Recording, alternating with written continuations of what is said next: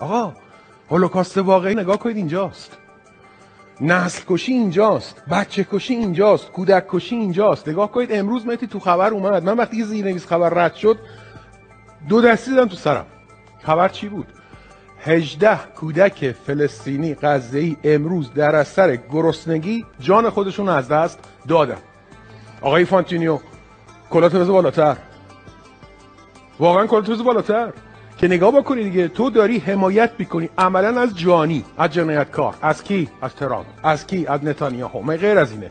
الان مثلا زمین، حالا مثلا زمین فوتبال آمریکاییه دیگه، درسته؟ بله. این جمعیت چیزی حدود 60,000 نفره.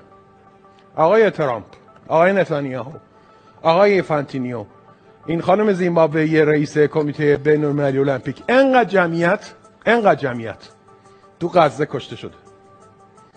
انقدر جمعیت توسط نتانیاهوی قاتل، انقدر جمعیت توسط ترامپ جانی کشته شده. چرا هیچ کدومتون هیچی نمیگید؟ چرا هیچ کدومتون هیچی نمیگید؟ به دروغ هولوکاست رو ساختید. اصلا هیتلر جانی، هیتلر اصلا 200 میلیون نفر رو کشت. ننگ بر هیتلر، ننگ بر هیتلر و هیتلری ها. ننگ بر شما چی پس؟ آقای فانتینیو ننگ بر شما، آقای ترامپ ننگ بر شما، آقای نتانیاهو ننگ بر شما که نگاه کنید این همه جمعیت در غزه از بین رفتن، یکیتون هیچی نگفتید، یک نفرتون هیچی نگفتید، یک نفرتون نگفتید چرا داره نتانیاهو اینا رو میکشه. اسرائیل تو همه مسابقات هم شرکت میکنه.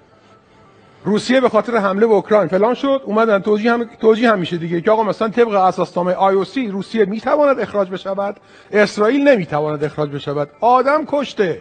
اینجا دیگه اساسنامه لازمه. اصلا به کسی رحم نداره اسرائیل. دشمن صهیونیستی به هیچ کس رحم ندارد.